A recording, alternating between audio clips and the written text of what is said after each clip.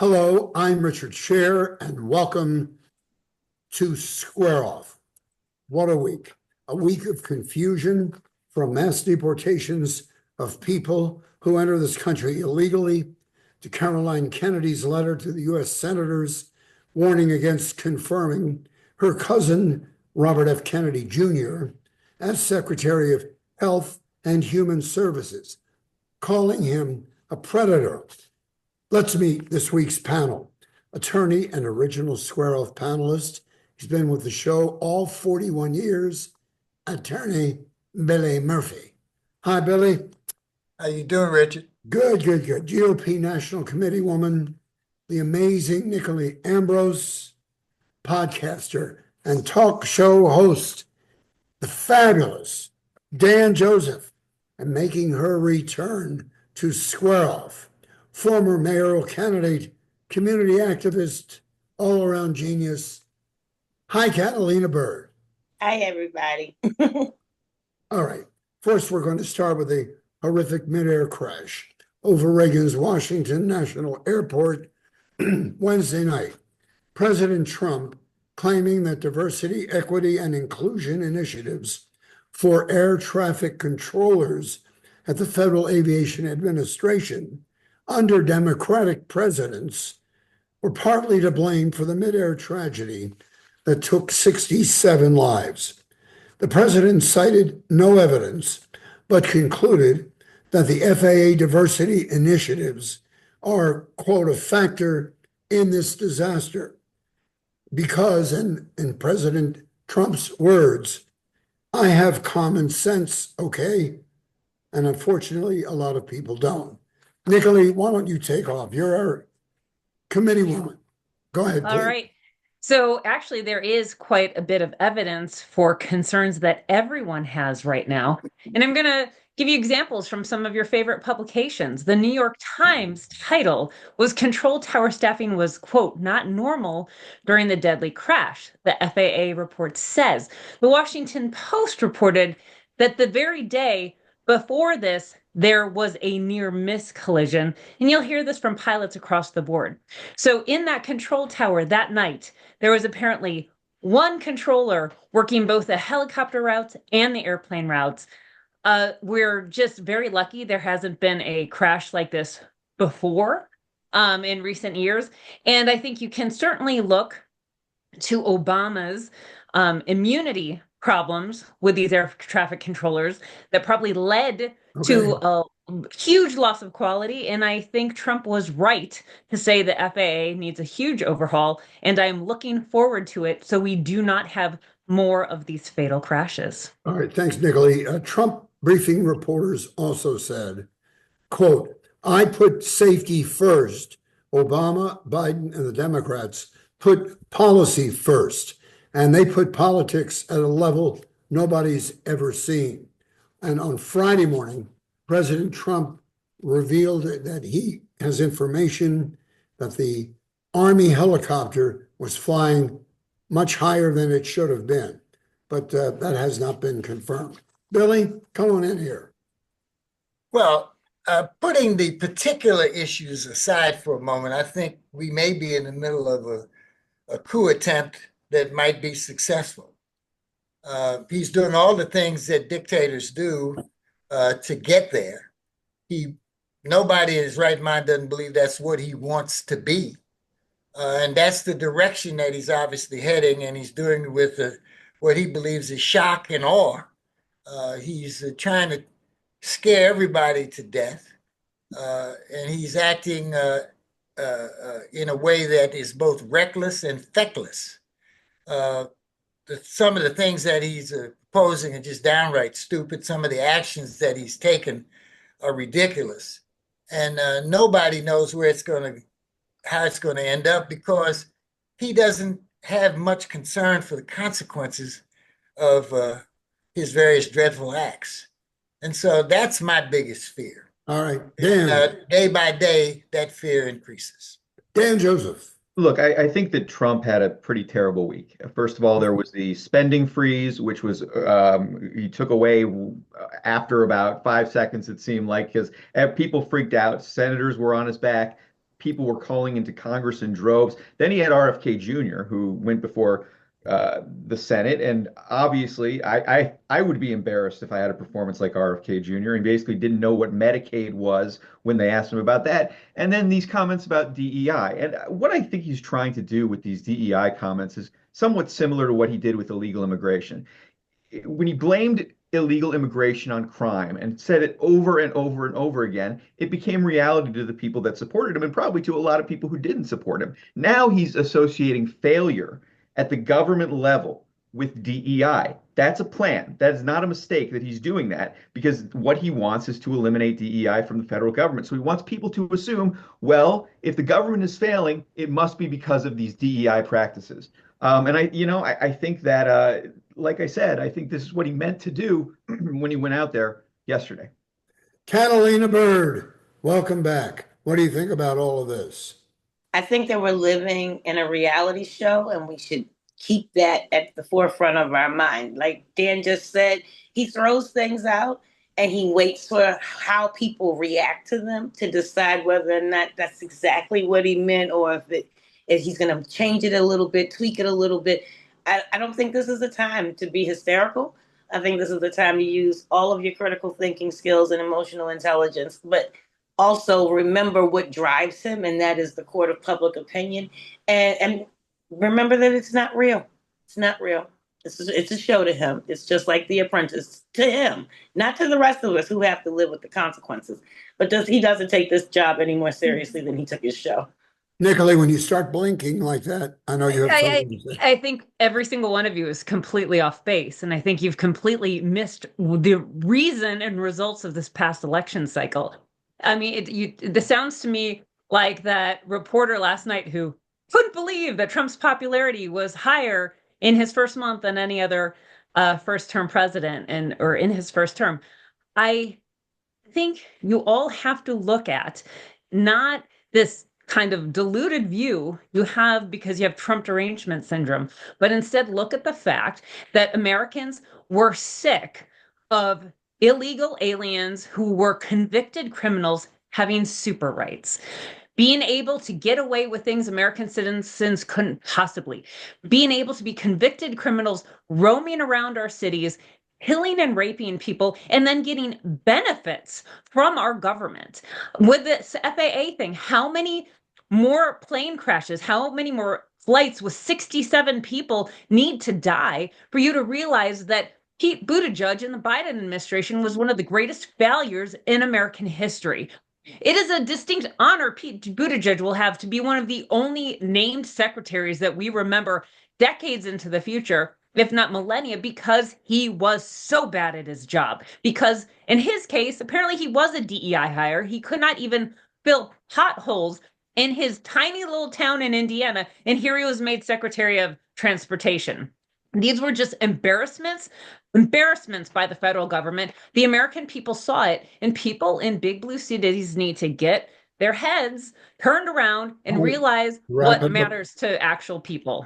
Let me just jump in here. With immigration, it's based on what Trump is saying and what he's doing. With the immigration issue, there's nobody who's opposed to people deporting criminals, people deporting people who are violent. The problem is that we don't know whether he's going to start deporting children who are living in their homes with their non-criminal parents, or going to schools and going into hospitals and trying to get people there. We don't know. We don't know what he's going to do. Let's talk about those children. Let's talk about those children, because the Biden administration had hundreds of thousands of children that they could not find their parents because of their sloppy handling of our border, which is controlled by the Mexican drug cartels. Did the U.S. government control it? No. Did the Mexican government control it? No. The $14 billion a year drug cartel industry controlled it, which trafficked women, which trafficked children, which trafficked drugs. It is the most immoral thing our government has ever done to ruin millions upon millions of people's lives. Over 12 million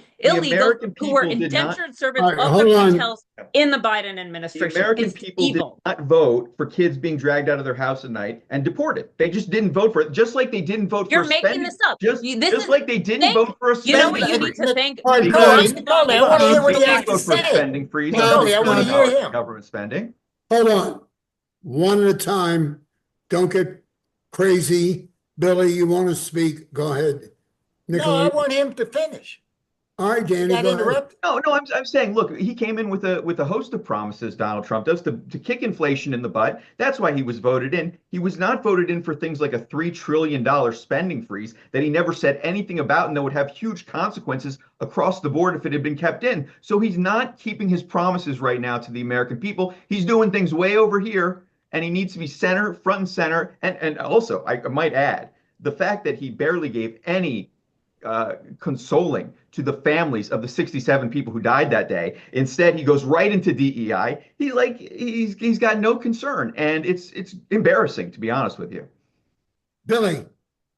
I think we're missing the big picture getting. First of all, I agree with everything Dan has said so far. I agree with everything Catalina has said so far. I disagree with everything Nicolee has said so far. I think if we focus on individual programs instead of looking at the whole picture, we delude ourselves and we diminish our value as commentators because it's the whole of what is going on that's terrifying.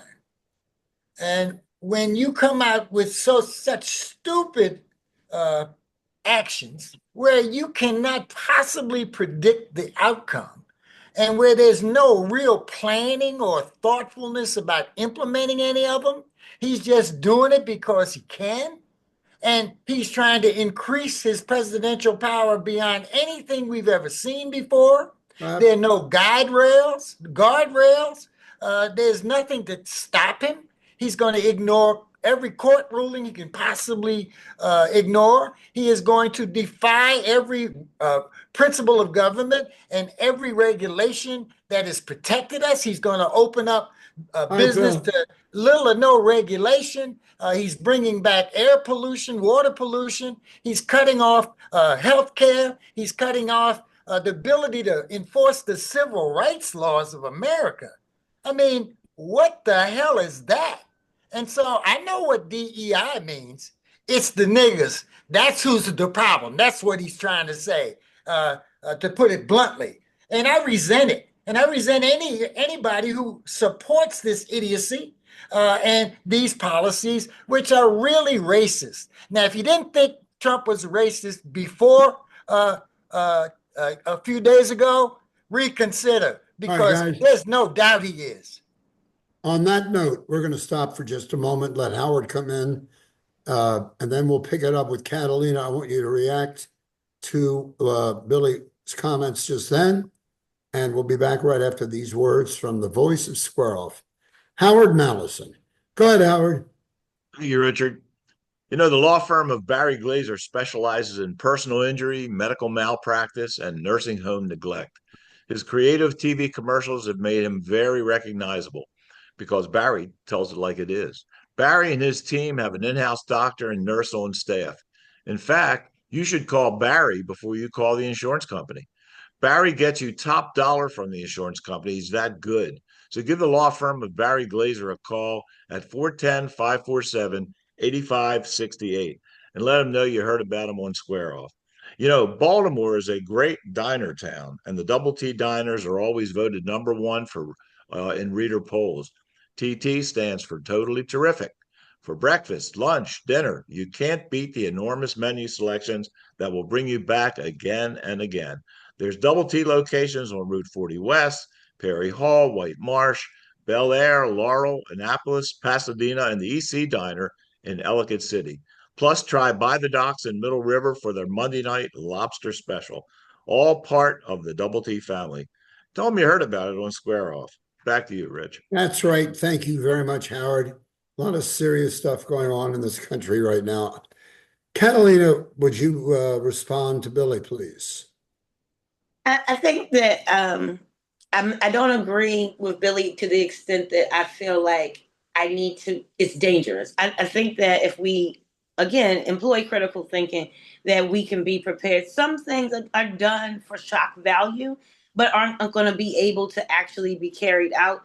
And I still remain, I look at it through the lens of a television viewer because I think that's how Trump thinks. The disappointing thing is that They use language in such a way, like as if every person who doesn't have the proper immigration status is a criminal. There's no such thing as a person who maybe just couldn't get through the process, but is here not. And now they're coining new phrases. Nicolee just used one that I guess comes out in their little secret private talking points memos. I didn't know we were calling them super rights now that Oh no, that's my that the creation. immigrants were That's giving.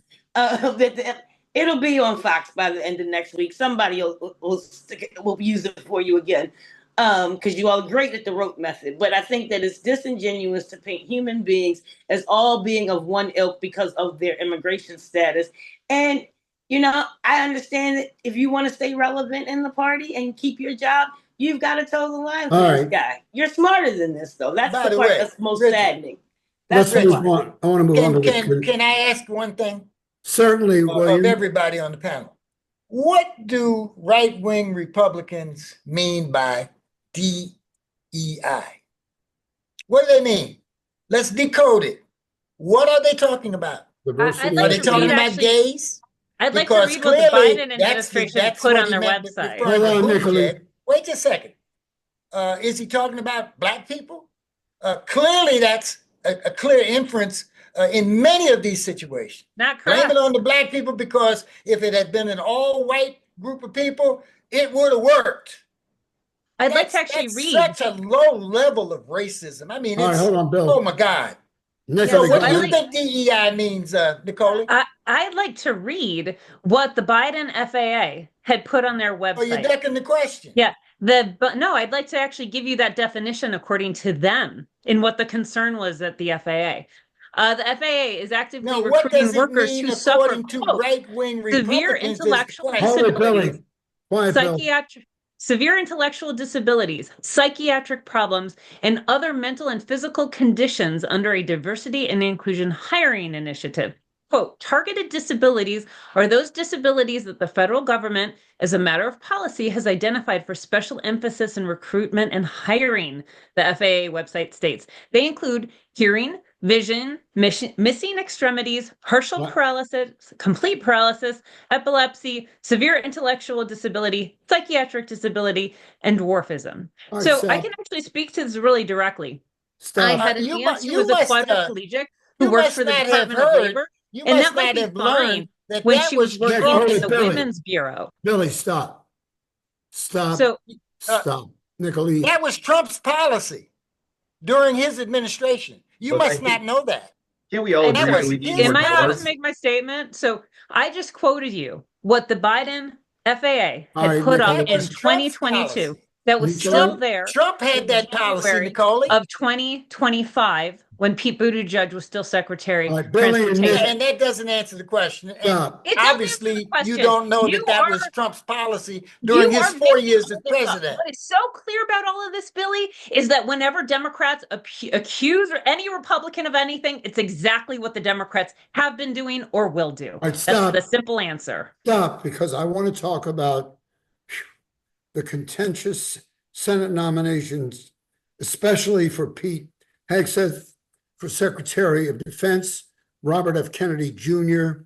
for Secretary of Health and Human Services, Tulsi Gabbard for Director of National Intelligence, and Kash Patel, Director of the FBI. Dan, your thoughts, briefly, everyone, so we have time for everybody. Dan.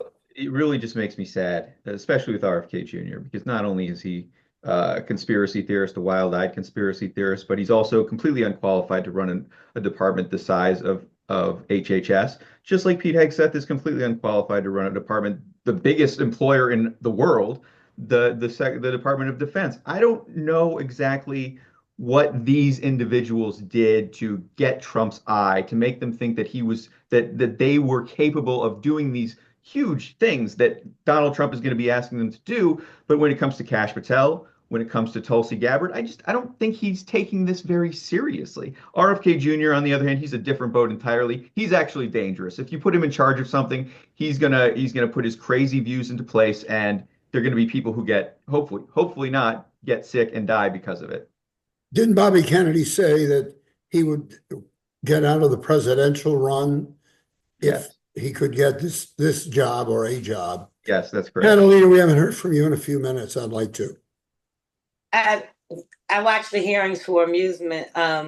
The sad part about it is this is not a Republican problem. Both Republican and Democrats at the federal level and the state level and local levels always appoint people that were good to them during their run or help they see as helping them win. This isn't a practice that belongs to any one party.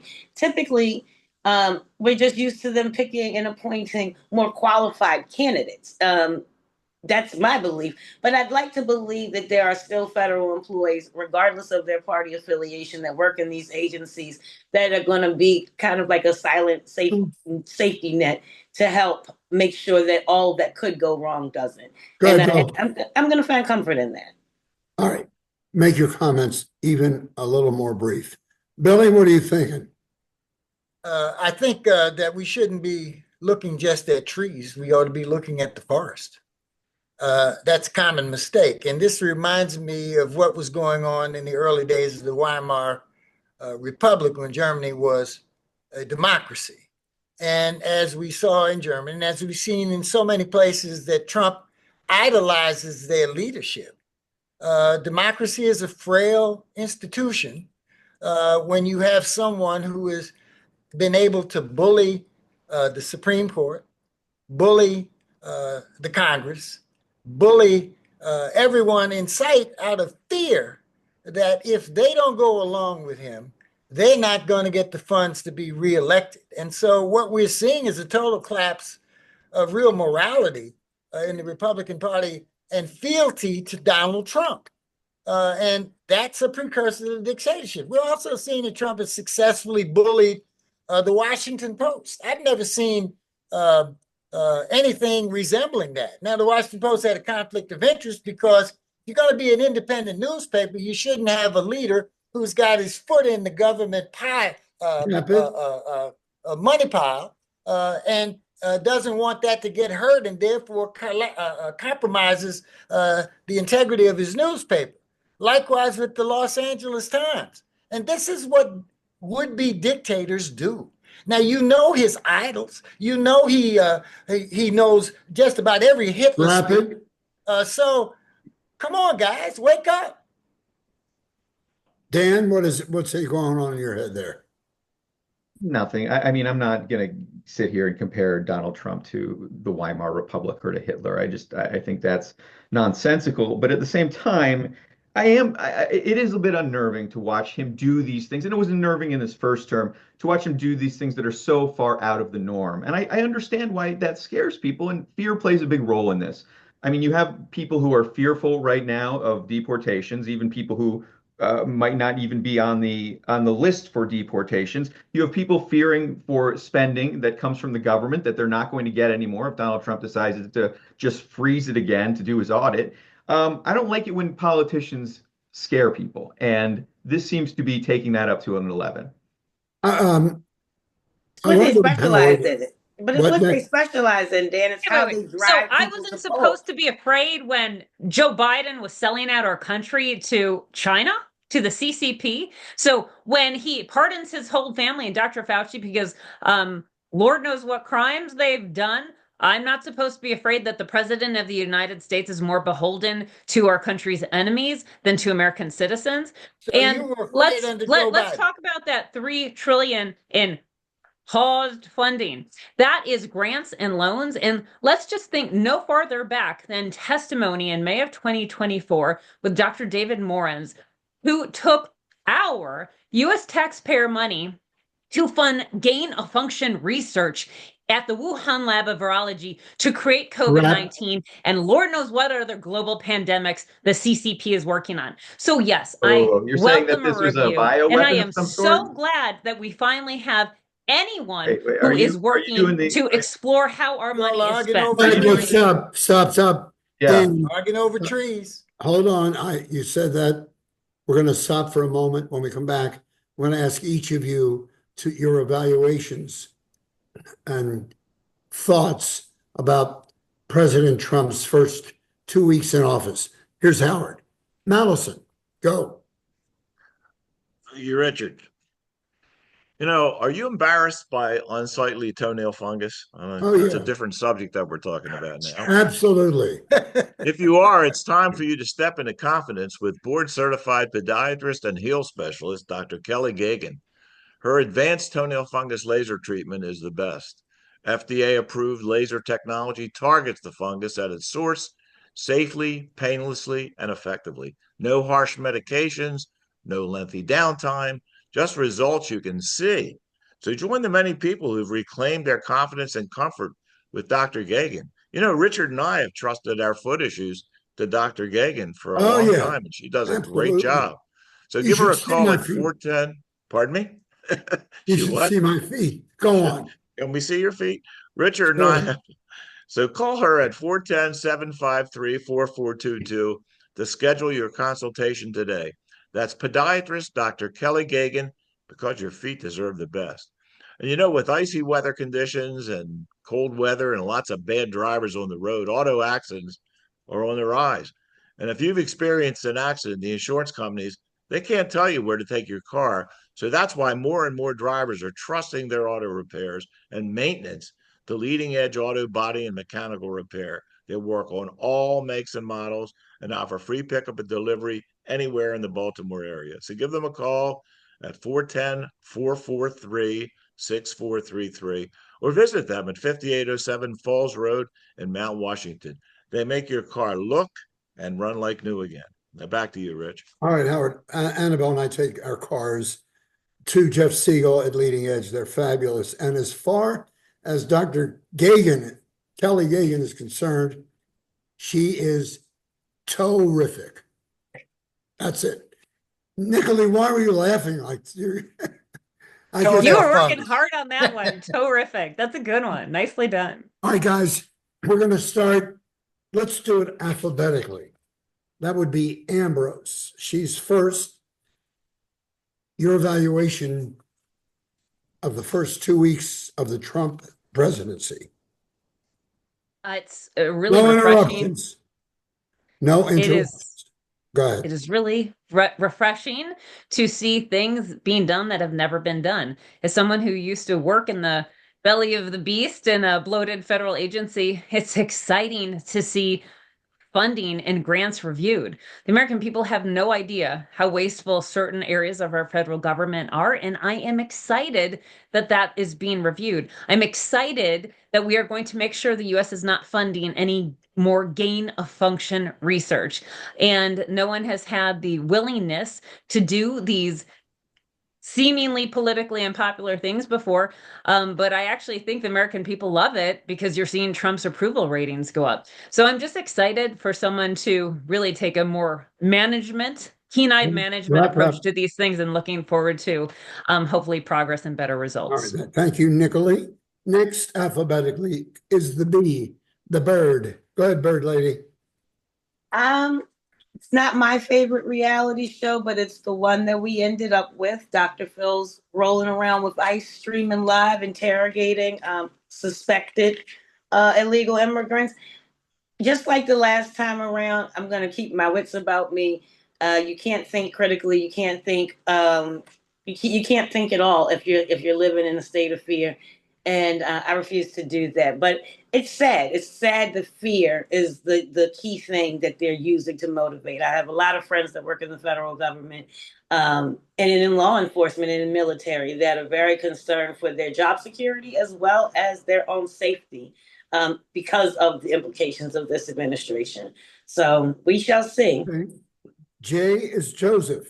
Dan, Joseph is next. Sure, I think Trump had a very bad week. I think after his first week, which was not as bad as you would expect, but this is what you get, right? This is what people should have remembered that they were going to get when they voted for Trump this second or third time, depending on who they were. It is chaos. It is going to be day after day of controversy, day after day of outrage. And that's what Trump feeds off of. And I just don't think it's a good way to run the federal government.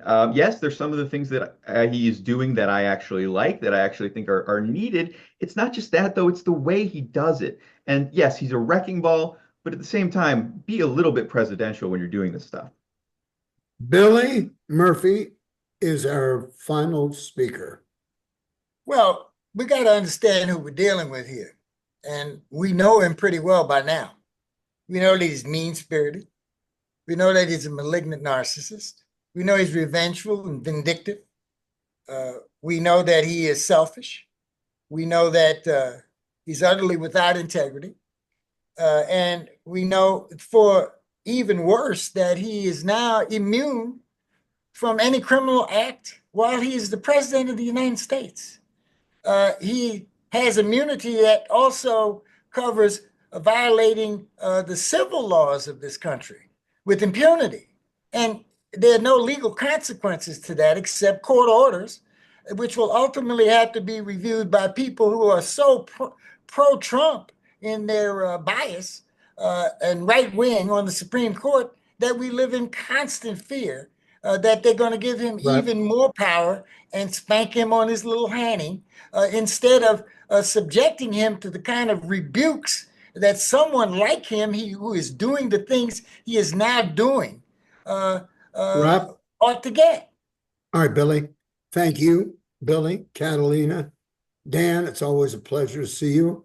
And Nicolee, I wish we could broadcast your face, the shot of your face, when Howard asked you about your toes and your toe fungus. Nicolee, you Fortunately, I have no toe fungus, but thank you very much. Well, there are rumors out there, but I won't.